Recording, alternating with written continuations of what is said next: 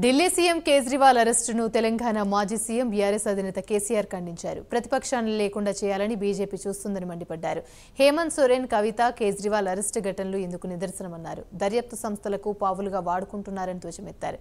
అక్రమంగా అరెస్ట్ చేసిన వారిని విడుదల చేయాలని డిమాండ్ చేశారు.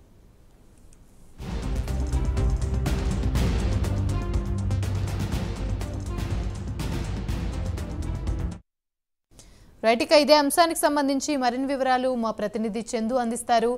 చందు, చెప్పండి. ఢిల్లీ సీఎం కేజ్రీవాల్ అరెస్టును తెలంగాణ మాజీ సీఎం బీఆర్ఎస్ అధినేత కేసీఆర్ అయితే ఖండించారు. దీనికి సంబంధించి పూర్తి అప్డేట్స్ ఏంటి? యామిని, ఆమ్ ఆద్మీ పార్టీ అధినేత ఢిల్లీ ముఖ్యమంత్రి అరవింద్ కేజ్రీవాల్ అరెస్టు పట్ల మాజీ ముఖ్యమంత్రి కేసీఆర్ స్పందించారు. ఈ విషయాన్ని ఆయన కూడా ఖండించారు అరెస్టును. ఇది ప్రజాస్వామ్య చరిత్రలో చీకటి రోజు, ప్రతిపక్షాలను నామరూపాలు లేకుండా చేయాలనేటువంటి ఏకైక సంకల్పంతో కేంద్రంలోని అధికార బీజేపీ వ్యవహరిస్తున్నట్టు కూడా ఆయన మండిపడ్డారు. ఇటీవల జార్ఖండ్ ముఖ్యమంత్రి హేమంత్ సోరెన్, అదేవిధంగా బీఆర్ఎస్ ఎమ్మెల్సీ కవిత అరెస్టు ఘటనలు కూడా ఇందుకు రుజువు చేస్తున్నాయంటూ కూడా ఆయన పేర్కొన్నారు.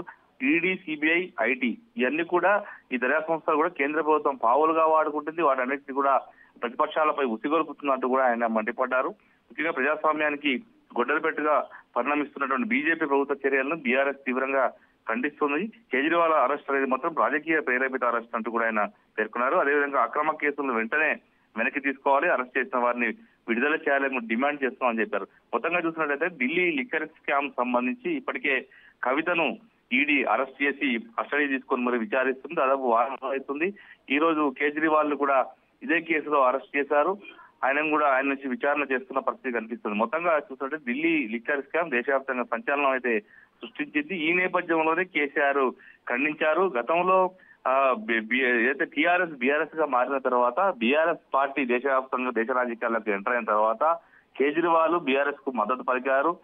కేసీఆర్ ఏర్పాటు చేసినటువంటి బహిరంగ సభలు, బీఆర్ఎస్ పార్టీ సంబంధించిన బహిరంగ సభలకు కూడా కేజ్రీవాల్ ఆనాడు హాజరయ్యారు. ఆయన కేసీఆర్ కు సపోర్ట్ గా నిలిచారు. దేశ రాజకీయాల్లో కేసీఆర్ రావడాన్ని కూడా స్వాగతించిన పరిస్థితి నేపథ్యంలో ఈ రోజు కేజ్రీవాల్ అరెస్ట్ ను ఖండిస్తూ కూడా కొద్దిసేపటి క్రితమే కేసీఆర్ నుంచి లేఖ కూడా రిలీజ్ అయింది. మొత్తంగా చూసినట్టయితే జాతీయ రాజకీయాల్లో ఈ ఘటన అయితే కుదిపేస్తోంది.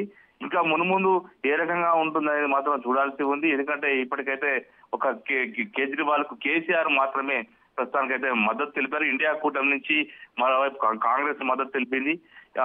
ఇంతవరకు మద్దతు తెలిపారు. కానీ ఇంకా ఈ మునుముందు ఎవరు స్పందిస్తారనేది మాత్రం చూడాల్సి ఉంది. యామిని. Right, thank you.